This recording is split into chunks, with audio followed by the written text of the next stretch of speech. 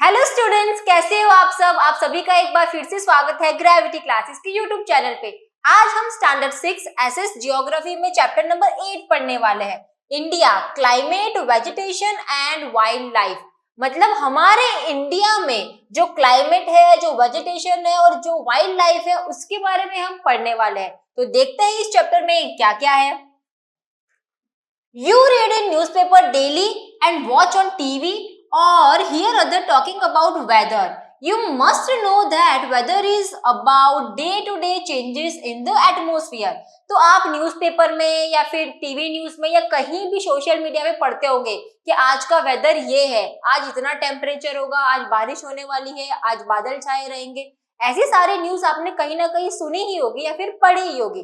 तो वेदर जो है, इससे तो हम बहुत ही फेमिलियर है। वेदर क्या है? वेदर डे टू डे जो एटमॉस्फेयर में चेंज होता है उसको वेदर कहते हैं। It includes changes in temperature. उसमें क्या क्या है? तो changes in temperature, rainfall and sunshine etcetera. ठीक है, तो डे टू डे जो टेम्परेचर चेंज होता है, जैसे कि अगर सर्दी है तो बोलेंगे कि आज जो है टेम्परेचर इतना 10 डिग्री से नीचे रहने वाला है ना। रेनफॉल होने वाला है तो बताते हैं कि भाई कल परसों या कभी भी बारिश होने की संभावना है। ये सारी चीजें जो है वो वेदर में इंक्लूडेड है। For example, as such it may be hot और कोल्ड, सनी और क्लाउडी, विंडी और काम। You must have noticed that when it is hot continuously for several days, you don't need any warm clothing. You also like to eat or drink cold things. It contrasts there are days together. You feel cold without woolen clothes when it was very windy or chilly. You would like to have something hot to eat. मतलब कि अगर बहुत दिनों तक, जैसे कि आज थोड़ी ठंडी है, कल ठंडी और बढ़ रही है, तो जैसे जैसे हम ठंडी के आदी हो जाते हैं तो हमें क्या लगता है कि भाई गर्म कपड़े पहनने पड़ेंगे, ठंड लग रही है ना, गरम गरम चीजें खानी पड़ेगी, गरम गरम ड्रिंक्स हमें जो है पीनी पड़ेगी। तो इस तरीके से वेदर के हिसाब से हम अपनी डे टू डे लाइफ में भी चेंज करते हैं। उसी तरीके से अगर जब गर्मी बढ़ जाती है तो हम क्या करते हैं, हमें ठंडा ठंडा आइसक्रीम खाने का मन करता है या फिर लेमनेड पीने का मन करेगा। ये सारी चीजें होती है। Broadly, the major season recognized in India are cold weather season, winter, December to February. India में मेजर सीजन कौन सी है ये बता रहे हैं। तो सबसे पहला cold weather season. Cold weather season मतलब जिसको हम क्या कहते हैं, विंटर। विंटर कब से कब तक होता है? तो विंटर दिसंबर से लेके फरवरी तक होता है। हॉट वेदर सीजन, दूसरा सीजन कौन सा है? Hot weather. Hot weather season को हम क्या कहते हैं in general? Summer. Summer season जो होता है वो मार्च से शुरू होकर मई तक रहता है। Then third season is south west monsoon season और रेनी सीजन, जिसको हम रेनी सीजन कहते हैं। वो कब से कब तक होता है? तो जून टू सितंबर तक। ठीक है, दिसंबर से स्टार्ट किया, दिसंबर से फरवरी तक कौन सा होगा? Winter season. विंटर सीजन के बाद फरवरी के बाद आ जाएगा मार्च, तो मार्च से लगेगा समर सीजन। तो मार्च अप्रैल मई ये हो गए समर सीजन। फिर आएंगे रेनी सीजन। रेनी सीजन होंगे जून अगस्त सितंबर तक। ठीक है, अभी बाकी बचे मंथ है, उनमें कौन सा सीजन है? तो उनमें आएगा सीजन ऑफ रिट्रीटिंग मॉनसून और ऑटम, है ना। जो ऑटम सीजन होता है वो लगता है अक्टूबर और नवंबर में। ठीक है, मेजरली हमको 3 सीजन तो पता ही है कि हम कहते हैं विंटर, समर, मॉनसून, ये तो हम बोलते ही रहते हैं। बट जो फोर्थ सीजन हम इंक्लूड करेंगे, season of retreating monsoon, in other words we can say autumn. Autumn season होगा अक्टूबर एंड नवंबर में। चलो सबसे पहले देखते हैं कोल्ड वेदर सीजन और हमारा winter. During the winter season the sun rays do not fall directly in the region. As a result, the temperatures are quite low in northern India. तो जब समर सीजन होता है तब क्या होता है, एकदम सन एकदम डायरेक्टली रेज उसके पड़ते हैं हमारी अर्थ पे। ठीक है, तो गर्मी ज्यादा लगती है। विंटर में क्या होता है कि डायरेक्टली फॉल नहीं करते, थोड़े से टिल्टेड होते हैं। इस वजह से जो नॉर्दर्न इंडिया है उसमें टेम्परेचर बहुत लो होता है। हाउ वेदर सीजन और हॉट वेदर सीजन और समर। चलो हॉट वेदर में क्या होता है, समर में क्या होता है। In the hot weather season, sun rays more or less directly fall into this region. Temperature becomes very high. Hot and dry winds called loo blow during the day.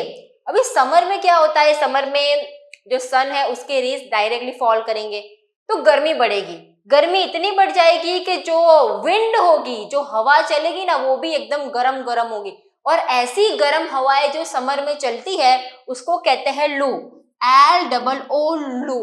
लू not washroom, लू मतलब जो dry hot air जो summer में blow करती है उसको कहते हैं लू। बहुत सारे आपने न्यूज में भी सुना होगा कि कुछ लोगों को लू लगने के कारण अस्पताल में भर्ती करना पड़ा या इतने लोग इफेक्टेड है लू से। तो वो लू जो है वो है समर में जो हॉट और ड्राई एयर ब्लो करती है उसको कहते हैं लू। साउथ वेस्ट मॉनसून सीजन और rainy season, south west monsoon season और रेनी सीजन, हमारा प्यारा मॉनसून रेनी सीजन देखते हैं। This season is marked by onset of advance of monsoon, the winds blow from Arabian sea and bay of Bengal towards the land. इस season में क्या होता है कि अरेबियन सी से जो विंड्स आती है और बे ऑफ बंगाल से जो आती है ना विंड, वो सारी लैंड की तरफ आती है। मतलब हमारा जो इंडिया है उसमें आप देखोगे तो अरेबियन सी है इस साइड, ठीक है, वेस्टर्न साइड में क्या है अरेबियन सी है, और ईस्टर्न साइड पे क्या है बे ऑफ बंगाल। तो वहां से जो विंड आएगी वो लैंड की तरफ आएगी। They carry moisture with them, when this wind strike the mountains barrier rainfall occurs. अभी ये जो ओशियन के ऊपर से जो विंड्स आती है ना, वो विंड कैसी होती है, थोड़ी मॉइस्चर वाली होती है, मॉइस्चर वाली होती है, एकदम चिपचिपी, है ना। तो ये सीजन में जो हवा भी होती है ना, हमको बहुत ही चिपचिपा सा महसूस होता है। क्यों? क्योंकि एयर में ही मॉइस्चर ज्यादा होता है। ऐसी मॉइस्चर वाली एयर जब लैंड की तरफ बढ़ती है, लैंड की तरफ बढ़ते बढ़ते किसी माउंटेन रेंज से अगर वो टकरा जाएगी तो क्या होगा, रेनफॉल होगा। और इसी कारण जो है वो मॉनसून सीजन लाती है इंडिया में। सीजन ऑफ रिट्रीटिंग मॉनसून और autumn, winds move back from the mainland to the Bay of Bengal। अभी क्या है, ये जो रिट्रीटिंग वाला मॉनसून है, इसमें क्या होगा, जो लैंड की जो हवाएं है वो वापस बे ऑफ बंगाल की तरफ जाएगी। This is the season of the retreating monsoons. The southern part of India, particularly Tamil Nadu and Andhra Pradesh, receive rainfall in this season। इस सीजन में क्या होगा, जो तमिलनाडु है, आंध्र प्रदेश है, मतलब जो साउदर्न पार्ट है ना इंडिया का, वहां पे रेनफॉल देखने मिलती है। However the climate is about the average weather. चलो अभी वेदर की बात तो हो गई, भी क्लाइमेट क्या है, वेदर क्या है, डे टू डे लाइफ को दर्शाता है ना, डे टू डे में टेम्परेचर क्या चेंज हो रहा है, विंड कैसी रहने वाली है, ये सारी चीजें। क्लाइमेट क्या है, climate climate is about the average weather, weather की कंडीशन का एवरेज निकालते हैं उसको क्लाइमेट कहते हैं। Which have been measured over many years, मतलब बहुत सारे सालों तक कोई पर्टिकुलर जगह का वेदर मेजर किया, ठीक है, फिर पता चला कि भाई ये जगह जो है ये हॉट है या फिर कोल्ड है, ये सारा जो होता है ये क्लाइमेट होता है। The climate of India has broadly been described as monsoon type। तो इंडिया का जो क्लाइमेट है वो क्लाइमेट को क्या कहते हैं, मॉनसून टाइप कहते हैं। Monsoon is taken from Arabic word मौसिम। तो ये मॉनसून वर्ड कहां से आया, मॉनसून जो है वो एक अरेबिक वर्ड मौसिम से आया है, विच मीन सीजन। मौसिम का मतलब होता है सीजन, ऋतुएं। Due to India's location in the tropical region, most of the rain is brought by monsoon winds। Agriculture in India is depending on rains। Good monsoons mean adequate rain and a beautiful crop। तो भी India में क्या है, India की mostly 70% जो population है हमको पता है एग्रीकल्चर पे बिलोंग करती है, ठीक है। तो एग्रीकल्चर के लिए क्या चाहिए, एग्रीकल्चर के लिए चाहिए पानी, वाटर, और वो वाटर कहाँ से मिलेगा, वाटर का मेन सोर्स है रेन। तो अगर इंडिया में अच्छा मॉनसून है, इसका मतलब क्या है, इसका मतलब है कि अच्छा क्रॉप उगेगा, है ना, जितना अच्छा मॉनसून होगा उतना अच्छा क्रॉप उगेगा। The climate of a place is affected by its location. अभी क्लाइमेट जो है हर जगह पे सेम नहीं होता। यहाँ पे इंडिया की बात कर ली तो इंडिया में क्लाइमेट कैसा है, मॉनसून टाइप, ठीक है, मॉनसून अच्छा खासा रहता है, एग्रीकल्चर की चीजें होती है। बट लोकेशन पे इफेक्ट करता है, लोकेशन चेंज होगा तो वहां का क्लाइमेट भी चेंज होगा। एल्टीट्यूड, एल्टीट्यूड मतलब क्या? एल्टीट्यूड मतलब ऊंचाई। किसी बहुत मतलब कोई जगह जो है एकदम प्लेन है तो वहां का क्लाइमेट अलग हो सकता है, कोई जगह ऐसी है जहाँ पे माउंटेन रेंजेस आ रहे हैं टॉप पे तो वहां का क्लाइमेट अलग होगा। डिस्टेंस फ्रॉम द सी से कितना लेवल है वो भी डिपेंड करेगा। एंड रिलीफ, रिलीफ पे भी डिपेंड करेगा। Therefore we experience regional differences in climate of India. इसी वजह से इंडिया में जो है क्लाइमेटिकल डिफरेंसेस भी देखने मिलते हैं, है ना। हमारा इंडिया जो है इट इज वेरी वास्ट, बहुत छोटा सा कंट्री नहीं है, बहुत ही बड़ा कंट्री है। इसमें प्लेन्स भी है, प्लेटोज भी है, माउंटेन रेंज भी है, तो इतनी सारी चीजें हैं। और डिस्टेंस भी आप देखोगे तो 2-3 हजार का डिस्टेंस होता है, ठीक है। तो इसी वजह से बहुत ही वेराई करता है climate. Jaisalmer and Bikaner in the desert of Rajasthan are very hot. तो राजस्थान हमको पता है कि एक डेजर्ट एरिया है, वो डेजर्ट एरिया में जैसलमेर, बीकानेर है ना जैसी सिटीज है वो बहुत ही हॉट होते हैं। While Dras and Kargil in Ladakh are freezing cold. इसी तरीके से नॉर्दर्न मोस्ट में हम जाएंगे जहां पे लद्दाख है तो वहां पे द्रास, कारगिल ऐसी जो जगह है वो बहुत ही कोल्ड होती है, freezing cold. Coastal places like Mumbai and Kolkata experience moderate climate. अब ये मुंबई, कोलकाता ऐसी जगह है जहाँ के आसपास ओशियन है, वहां पे मॉडरेट क्लाइमेट रहता है, मतलब ठंडी में बहुत ठंडी नहीं होती, गर्मी में बहुत गर्मी नहीं होती, मोस्टली जो है सेम टू सेम रहता है। They are neither too hot nor too cold. Being on the coast this places are very humid. But ये जो रीजन है मुंबई और कोलकाता ये बहुत हॉट या बहुत कोल्ड तो नहीं होते, बट ये ओशियन के आसपास है, इस वजह से यहाँ पे ह्यूमिडिटी बहुत ज्यादा होती है। ह्यूमिडिटी मतलब वहां का जो एटमोस्फियर है, वहां की जो एयर है उसमें मॉइस्चर ज्यादा होता है, तो ह्यूमिडिटी ज्यादा होती है। Mawsynram in Meghalaya receives the world's highest rainfall. तो हमारा जो मेघालय है, मेघालय का एक गांव है मौसिनराम, वहां पे सबसे ज्यादा रेनफॉल होता है, सबसे ज्यादा इंडिया का नहीं, सबसे ज्यादा वर्ल्ड में सबसे ज्यादा रेन हमारे मेघालय में होती है। While in particular year it might not rain at all in Jaisalmer in Rajasthan, है ना। तो हमारे यहाँ पे ऐसी सिटीज भी है जहां पे दुनिया की सबसे ज्यादा रेनफॉल होती है, और ऐसे सिटी भी है जैसे कि जैसलमेर जहां पे कभी कभी तो साल भर तक रेन ही नहीं होती, है ना। इतना बड़ा है हमारा इंडिया। नेचुरल वेजिटेशन की बात करते हैं। चलो हमने वेदर देख लिया, क्लाइमेट क्या है वो पता कर लिया, अभी देखते हैं वेजिटेशन कैसा है। We see a variety of plant life in our surrounding। हमारे सराउंडिंग में बहुत सारी वैरायटी के प्लांट्स हमको देखने मिलते हैं, है ना।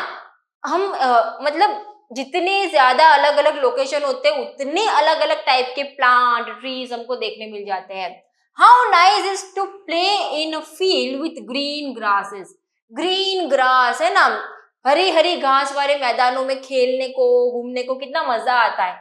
There are also small plants called bushes and shrubs like cactus and flowering plants etc। तो छोटे छोटे स्मॉल प्लांट्स जिसको हम कहते हैं bushes और shrubs, ठीक है, cactus and flowering plants etc, ये सारे plants होते हैं। Beside there are many tall trees, some with many branches and leaves like neem, mango, some which stand with few leaves such as palm, है ना। तो मतलब वैरायटी देखो plants में कितनी कितनी है। ग्रासेस भी है, बुशेस भी है, श्रब्स भी है, टॉल ट्रीज भी है जैसे कि नीम हो गया हमारा, मैंगो हो गया, ऐसे टॉल ट्रीज भी है, ठीक है। बहुत सारे ऐसे प्लांट्स भी है जिनको बहुत ही फ्यू लीव्स आते हैं, कम कम लीफ आते हैं, जैसे कि palm. The grasses, shrubs and trees which grows on their own without interference to help from human beings are called natural vegetation। Natural vegetation मतलब ऐसी ग्रासेस, ऐसे श्रब्स या ऐसे ट्रीज जो अपने आप उगते हैं without any interference of humans, मतलब हमारे इंटरफेरेंस मतलब हमने नहीं लगाया है, वहां पे मैन मेड नहीं है, ऐसे ही जो लगे हैं ना उसको क्या कहेंगे, natural vegetation. Do you wonder how this differ from each other. ये एक दूसरे से अलग कैसे है, आपने कभी सोचा है। Different type of natural vegetation are dependent on different climate conditions।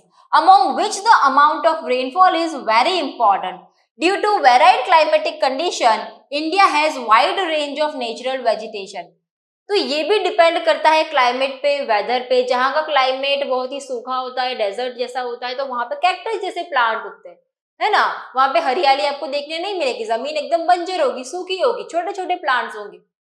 बहुत सारी जगहों पर ऐसे भी पेड़ पौधे होते हैं जो हमेशा ग्रीन ग्रीन रहते हैं, है ना, पूरा सीजन। तो ये डिपेंड करता है उनके क्लाइमेट पे, उनके लोकेशन पे, कि जगह कैसी है, उसके हिसाब से वेजिटेशन जो है वो ग्रो करता है। Why are forest necessary? ये फॉरेस्ट जो है वो नेसेसरी क्यों है, जरूरी क्यों है? क्या होगा अगर ये फॉरेस्ट सारे जो नेचुरल वेजिटेशन है वो नहीं होगा तो? क्या हम ऐसे ही नहीं चला सकते काम? हमें क्या जरूरत है नेचुरल वेजिटेशन की? Forest is are very useful for us, बहुत यूजफुल है हमारे लिए। They perform various functions. Plants release oxygen that we breathe and absorb carbon dioxide. तो सबसे पहले हमको पता है कि जो प्लांट्स है वो ऑक्सीजन देते हैं हमको और कार्बन डाइऑक्साइड लेते हैं, ठीक है। प्लांट्स जो है वो ब्रीथिंग के लिए कार्बन डाइऑक्साइड यूज नहीं करते हैं। ये भी बहुत ही एक मिसकंसेप्शन होता है कि जो प्लांट है वो कार्बन डाइऑक्साइड लेते हैं, ब्रीथ करते हैं और ऑक्सीजन रिलीज करते हैं। वो ब्रीथिंग नहीं होता। वो क्या होता है, प्लांट्स जब फोटोसिंथेसिस परफॉर्म करते हैं। फोटोसिंथेसिस मतलब वो प्रोसेस जिससे वो अपना फूड प्रिपेयर करते हैं, है ना। हम साइंस में पढ़ते हैं कि जो प्लांट है वो अपना फूड जो होता है, अपना खाना, वो अपने आप प्रिपेयर करते हैं। कैसे? तो जब सनलाइट होती है तो सनलाइट की प्रेजेंस में वो जो एटमॉस्फेयर में कार्बन डाइऑक्साइड है उसको एब्जॉर्ब करेंगे, पानी को एब्जॉर्ब करेंगे और अपना खाना खुद बनाएंगे। और इस प्रोसेस में जो ऑक्सीजन है वो रिलीज होगा। तो इस तरीके से जो प्लांट है वो ऑक्सीजन रिलीज करते हैं और कार्बन डाइऑक्साइड को एब्सॉर्ब कर लेते हैं। The roots of the plants bind the soil, thus they control soil erosion. अभी जो प्लांट है, जो ट्री है, उसके रूट जो हमारी सॉइल है उसको जकड़ के रखते हैं, उसको बाइंड करके रखते हैं। इस वजह से जो सॉइल इरोजन होता है वो भी कंट्रोल होता है, control soil erosion. Forest provide us with timber for furniture, fuel, wood, fodder, medicinal plants and herbs lac, honey, gum etcetera. तो फॉरेस्ट जो है ऑक्सीजन, कार्बन डाइऑक्साइड ये चीज के लिए ही रिक्वायर्ड नहीं है। क्या देते हैं हमें? टिम्बर भी देते हैं। Timber is a type of would जिससे फर्नीचर बनता है। गम भी देते हैं हमको, फ्यूल के लिए जो लकड़ा आता है वो भी देते हैं। हमारे जो कैटल्स है उनको खाने के लिए जो चारा चाहिए, फॉडर, वो भी वो देते हैं। मेडिसिनल प्लांट्स भी जो होते हैं फॉरेस्ट में ही उगते हैं। जो हर्ब्स है, लेक है, हनी, वो भी हमें वहीं से मिलता है। तो ये सारी चीजें हमें कौन प्रोवाइड करता है? फॉरेस्ट प्रोवाइड करता है। कितनी सारी चीजें हम डे टू डे लाइफ में यूज करते हैं जो वुड से बनी होती है। ये कहीं कहीं पे फ्यूल, एज अ फ्यूल भी हम लकड़ा यूज करते हैं, ठीक है। तो ये सारी चीजें हमें कौन देता है? फॉरेस्ट देता है। Forest are natural habitat of wild life. Forest जो है वो हमें बहुत सारी चीजें तो देते ही है, उसके साथ साथ जो वाइल्ड लाइफ है, जो हमारे एनिमल, बर्ड्स, इंसेक्ट्स, ये वगैरह जो चीजें हैं, उनका नेचुरल हैबिटेट भी है, उनका नेचुरल घर भी है। Natural vegetation has been destroyed to a large extent because of reckless cutting of trees. ये नेचुरल वेजिटेशन जो है वो खत्म हो रहा है। क्यों? क्योंकि हम बिना रुकावट के कट करते ही जा रहे हैं ट्रीज को हमारे यूज के लिए। We should plant more trees and protect the existing ones to make people aware of the importance of tree. हमें और ज्यादा प्लांट ग्रो करने चाहिए, प्लांट लगाने चाहिए, और जो पहले से लगे हुए हैं उनको बचाना चाहिए, लोगों को भी अवेयर करना चाहिए। We can have special programmes like Van Mahotsav to involve more people in making our earth green. हमें वन महोत्सव जैसे प्रोजेक्ट करने चाहिए, लोगों को समझाना चाहिए कि ये सारी चीजें कितनी इंपॉर्टेंट है। ये नेचुरल वेजिटेशन सिर्फ हमारे यूज के लिए नहीं है, ये बहुत सारे एनिमल्स का घर भी है, तो हमें इसकी इंपॉर्टेंस समझनी चाहिए। वाइल्ड लाइफ, चलो वाइल्ड लाइफ के बारे में देखते हैं। Forests are home to a variety of wild life.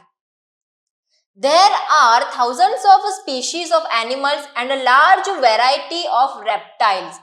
Thousands of species of animals रहती है ना। Reptiles भी है, amphibians भी है, mammals भी है, birds, insects and worms which dwell in the forest.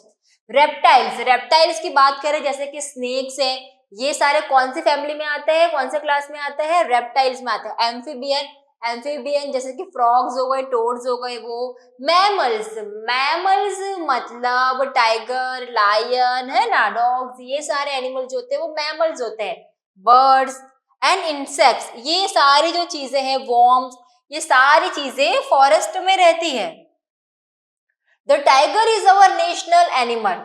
As we all know, हमारा नेशनल एनिमल जो है इंडिया का क्या है, टाइगर है। It is found in various part of the country, बहुत सारे पार्ट में पाया जाता है ना, जैसे सुंदरबन के फॉरेस्ट में भी है, मध्य प्रदेश में भी है, बहुत सारे हमारे जो नेशनल पार्क्स है, वाइल्ड लाइफ सेंचुरीज है, वहां पे टाइगर्स पाए जाते हैं। गिर forest in Gujarat is the home of Asiatic Lions. जो गुजरात में गिर फॉरेस्ट है वहां पे क्या है, एशियाटिक लायंस है। Elephants and one horn rhinoceros roam in the forest of Assam.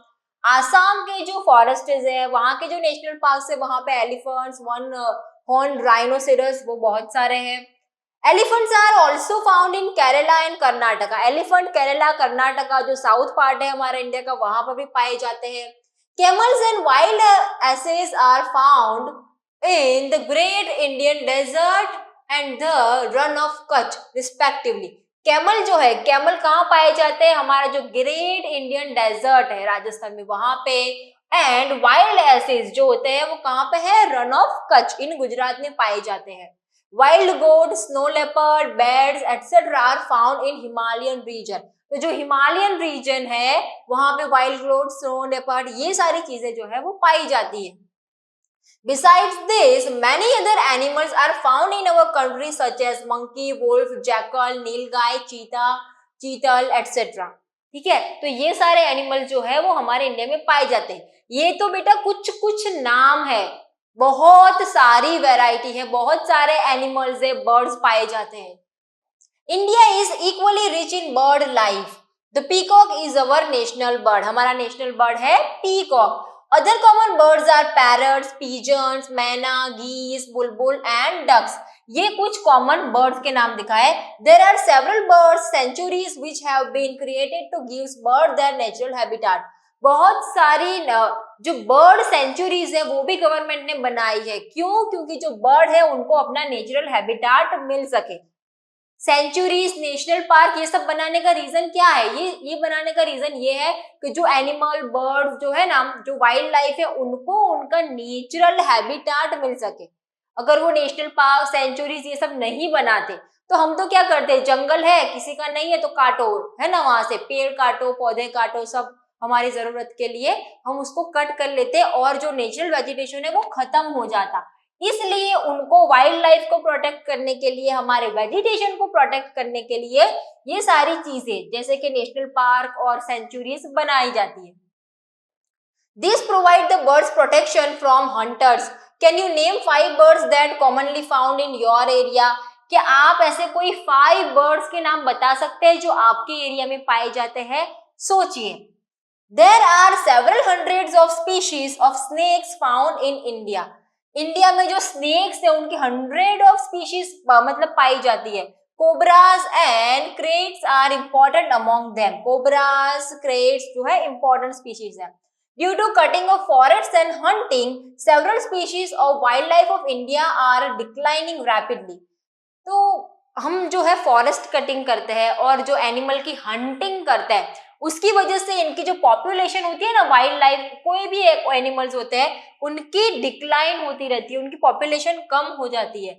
Many species have already become extinct. और बहुत सारी स्पीशीज ऐसे भी होती है जो ऑलरेडी इंडिया से एक्सटिंक्ट हो चुकी है। क्यों? क्योंकि हमने उनकी जो नेचुरल वेजिटेशन था वही खत्म कर दिया। नेचुरल वेजिटेशन खत्म नहीं किया तो हमने उनको ही हंट कर दिया, इस वजह से क्या है वो एक्सटिंक्ट भी हो गई है। In order to protect them, many national parks, sanctuaries and biosphere reserves have been set up। तो इसी वजह से उन वाइल्ड लाइफ को बचाने के लिए बहुत सारे नेशनल पार्क, सेंचुरीज और बायोस्फीयर रिजर्व्स बनाए गए हैं। The government has also started Project Tiger and Project Elephant to protect this animal। तो गवर्नमेंट ने प्रोजेक्ट टाइगर लॉन्च किया था टाइगर को सेव करने के लिए, और प्रोजेक्ट एलिफेंट बनाया था एलिफेंट को सेव करने के लिए।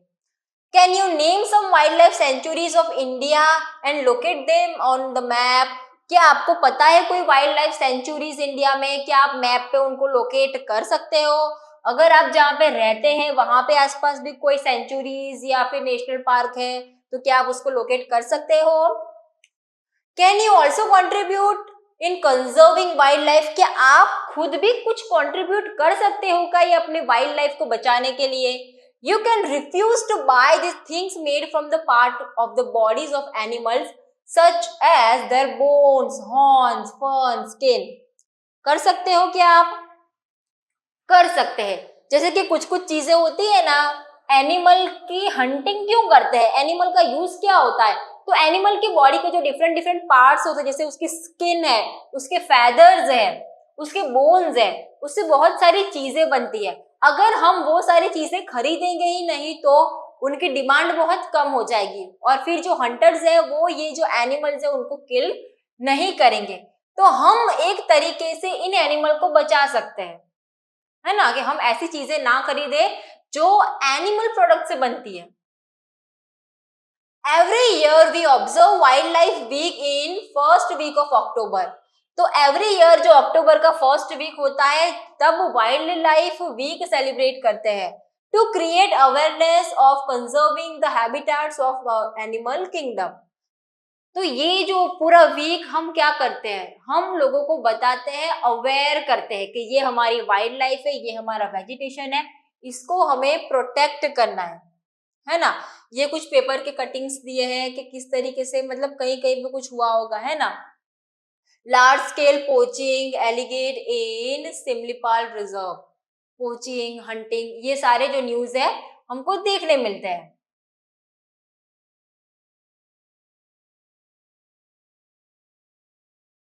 Migratory birds. Some birds such as pintail duck, curlews, flamingo, osprey and little stint migrate to our country in winter season every year. Smallest migratory bird, little stint, weighing as low as 15 gram from Arctic region travel over 8,000 kilometers to reach India. मतलब India में जब winter season होती है ना तो बहुत सारे migratory birds आते हैं।